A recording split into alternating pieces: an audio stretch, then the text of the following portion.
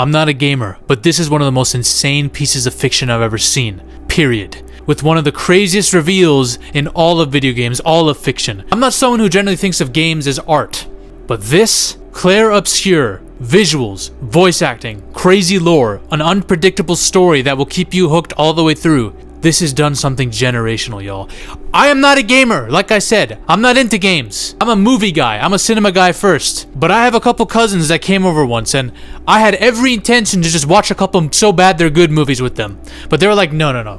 Forget about all that. And these are guys that introduced me to Warhammer. They introduced me to Attack on Titan as a non-gamer, non-anime fan. Then they're like, you know what? There's something called Expedition 33, a new game we've been playing. This was in August. We need to tell you about it. I was like, nah, I don't know about all this. I just want to watch movies. I'm not really interested in any of that. But they're like, okay, well, your boy's in it.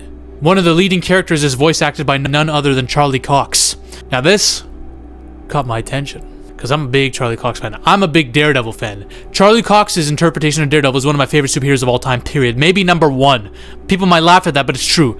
I have an unhealthy love for this character, so right away I was like, okay, that was the one thing. Then they told me the actual premise of the story, and I'm like, okay, I kind of need to know what's happening. I need to know the mystery behind what's really going on at the heart of this plot. Then they told me about some of the entities that you'd be facing off against. Some of the villains, and I was like, okay, that looks pretty cool too. And then they started playing in front of me, and I started seeing the visuals. I started seeing this world as a non-gamer. And then what began as a 30-minute discussion, an introductory discussion to this game, became hours and hours of us going down the rabbit hole, because my cousins didn't finish the game at this point either. They didn't even know what the full story really was. It kept us guessing. And I have to talk about it now, because this is art at the highest level. It really makes me look down on Hollywood now.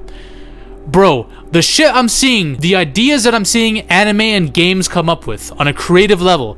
Hollywood, you guys are reusing the same templates, the same stories, remaking, rebooting, all this shit.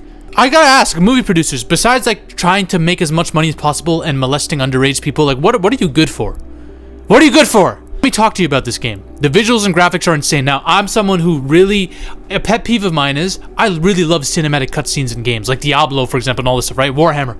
But in some of the gameplay, I'm like, it doesn't really live up to the masterpiece film I just saw.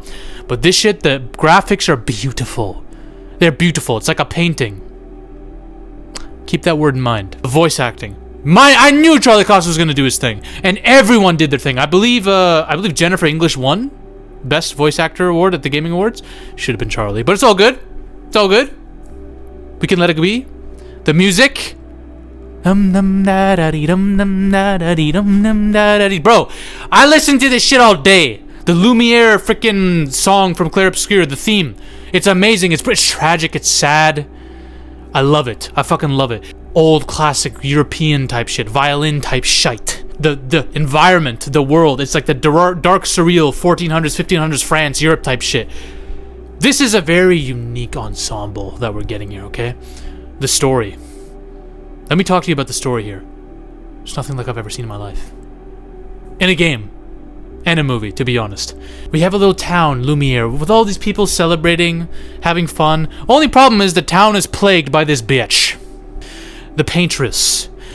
The Paintress does something very specific called the gommage. This little ritual where she puts a number on this monolith. I'm someone who's a big fan of anything with monoliths in it. 2001 Space Odyssey fans don't know what I'm talking about. She puts a number. Any person who's of this age or older will be Thanos snapped out of existence. They'll die. They'll be gone. That's a rough world to live in, y'all. And we see many characters dying in the onset of the story.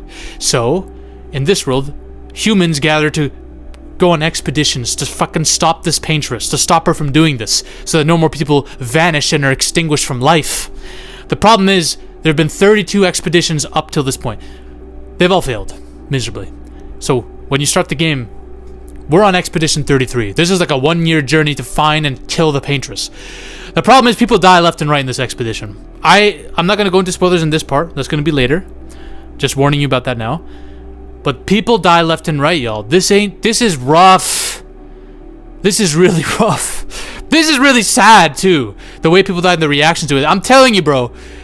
This is peak fiction. So various loved ones die and vanish and shit, okay? So our characters have to go through this world, this very weird world, the way it's built and designed. They have to fight these creatures known as Nevrons, these monsters, these ferocious monsters that lay outside of human civilization, okay?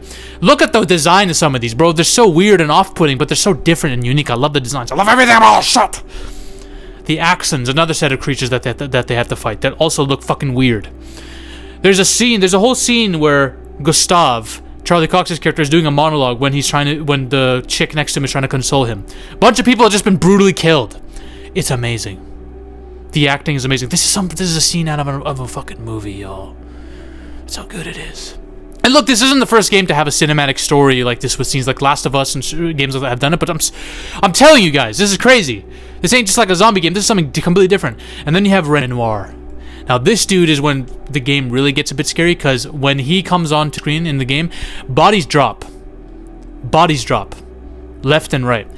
And he leads directly into the real story, what this game's really about, what the real plot at the heart of this is. And it's, bro, I didn't see it coming. Nobody saw it coming. Nobody knows what this shit even is, alright? I'm gonna get into spoilers.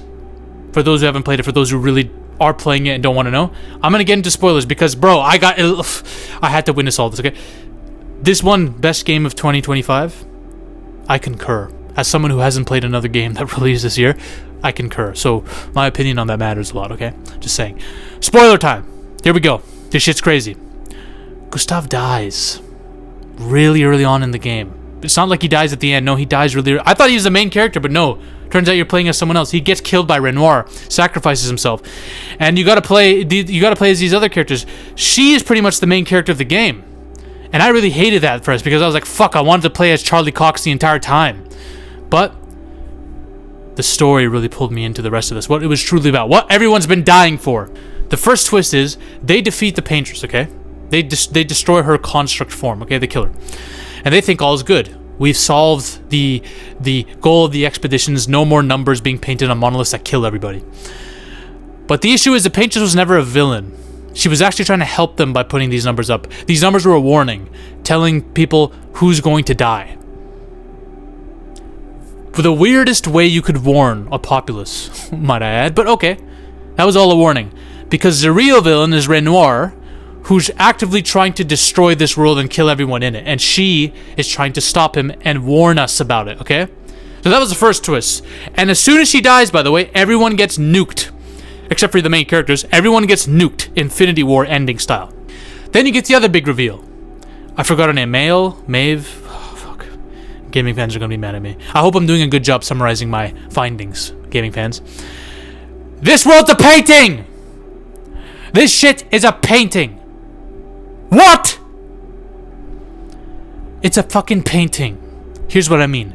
This all goes back to the tragic history of a family, a very specific family, okay?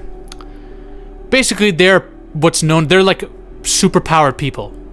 They can paint entire realities with real people in them. Like, they can do that. They're like godlike beings with painting powers. And basically, in the course of painting realities, a fire happens. And one of their family members, I believe the youngest daughter, I think, dies. And then one of them gets muted. She goes mute or something. She gets badly injured. So this is a huge family tragedy. This is the cause of all this family trauma, all right? And I think the fire was a result of this other faction of people with powers as well, called the Riders, who the Painters are fighting outside of the painted world that you're playing in, by the way. So all this shit's happening. So in her grief, the mother, I believe, retreats into her art, into her painting. A really interesting message about why artists shouldn't use art as a way to escape trauma and stuff like that. But anyways, she retreats into her art, into this world where all this shit happens. And this causes a cascade of events where various family members get pulled in, including her daughter, who gets pulled into the art while trying to suck her parents out. Renoir is the father figure, the patriarch of the family, who really just wants this to end. He wants his wife to stop this shit, to stop grieving through her art. So he's trying to destroy her world. And thus all the people that have been created in it. And the various creatures that you fight, the Nevrons, are kind of like representations of various family members in the real world. I believe that the father created. I could be wrong about that.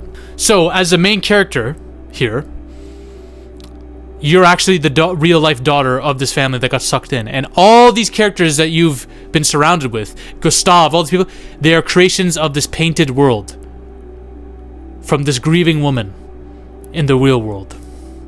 And you need to decide whether to let this world live on because you you may believe all the people within this artist world that's not really real deserve a chance at life, or you let the world die and let the family heal and all that. It's a very, very complex story, man, with a very complex and sad, tragic conclusion. This is absolute cinema.